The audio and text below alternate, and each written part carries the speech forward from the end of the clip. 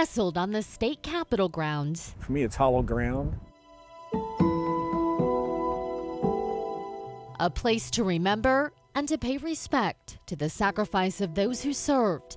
The Vietnam War Monument honors 868 Iowans. Today, the name of one more casualty of combat appears: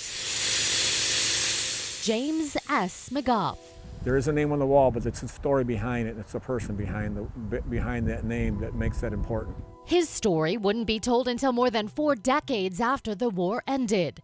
But it begins like so many others in Iowa, on a farm in Fort Dodge. Everybody thought we were twins growing up. Like twins, the siblings always shared a special bond. I still to this day can't watch war movies because I just think of all the things he had to go through. She'll never forget the evening in 1971 when she got a call from her big brother, Jim. He said, all I can say is I'm wounded and I'm fine. 3 men died the day he was wounded when Jim's unit came under heavy fire.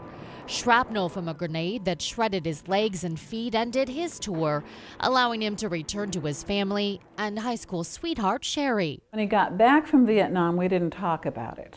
It was to be forgotten, and we went on with life. We had our girls, and life was good. I didn't really see any wounds except bad scarring, through his legs and around his ankle. In time, they would learn he suffered from an invisible war wound.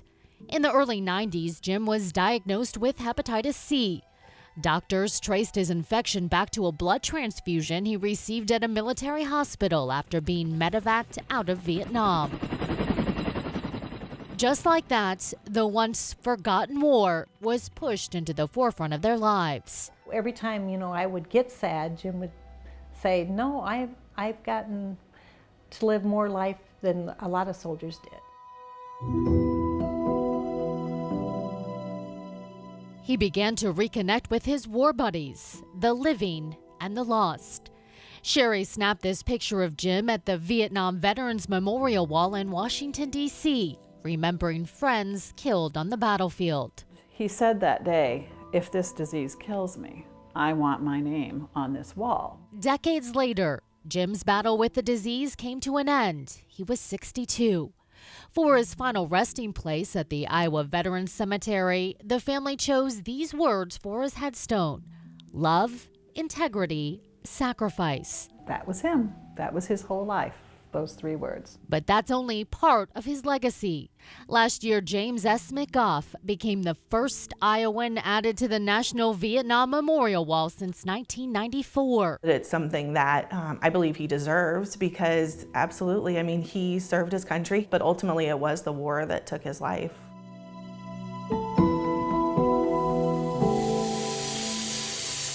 Which brings us to the final chapter of this Iowa soldier's story. It brings back old memories, and the fact that somebody cares out here, that truly cares about those veterans. His is the 869th name on the state's Vietnam War Monument. Just knowing that he, in death, has been honored in so many ways for his service. It makes me very proud. They see him as a hero because his name is on the wall, but he was such a hero in everyday life.